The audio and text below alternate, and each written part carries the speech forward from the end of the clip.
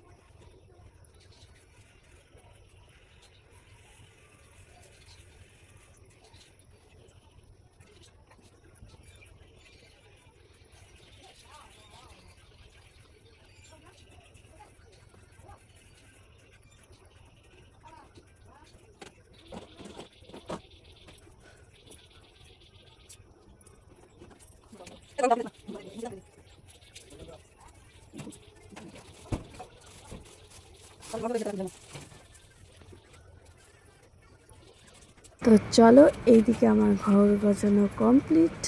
তো এইদিকে আমার জামা কাপড়ও গোছানো হয়ে গেছে, আর যাবো হচ্ছে বাসি ঘর ঝাড় দিতে। আর হ্যাঁ, আমাদের এদিকে না প্রচুর গরম পড়েছে, রোদ্দুর ওঠেনি কিন্তু প্রচুর গরম পড়েছে, মেঘলা হয়ে আছে আকাশটা।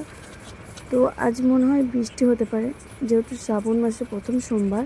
আর দেখতে দেখতে এদিকে আমার ঘরটা ঝাড় দেওয়া হয়ে গেছে। এদিকে মার ঘরটা ঝাড় দিয়ে নিচ্ছি, কারণ কি মা আগে উঠেই বাসি উঠোন ঝাড় দিয়ে নিয়েছে।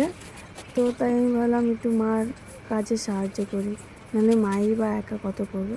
তো দেখতে দেখতে আমার ঘর ঝাড় দেওয়া কমপ্লিট হয়ে গেছে। এবার রান্নাঘরে এসেছি, যা বাসন ছিল সব ধুয়ে দিলাম।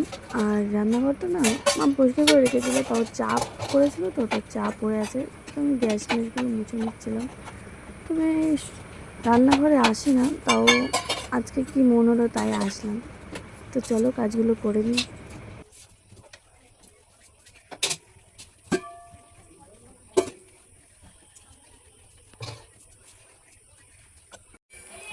তো চলো ব্রাশ করা যাক। তো আমি ব্রাশ হাতে নিয়ে বেরিয়েও পড়েছি। আর দেখতে পাচ্ছ আকাশে কত মেঘ, এই মনে হচ্ছে বৃষ্টি আসবে আসবে, কিন্তু না, বৃষ্টি আর হচ্ছে না, কিন্তু প্রচুর গরম লাগছে। তো চলো দাঁত মাজা যাক।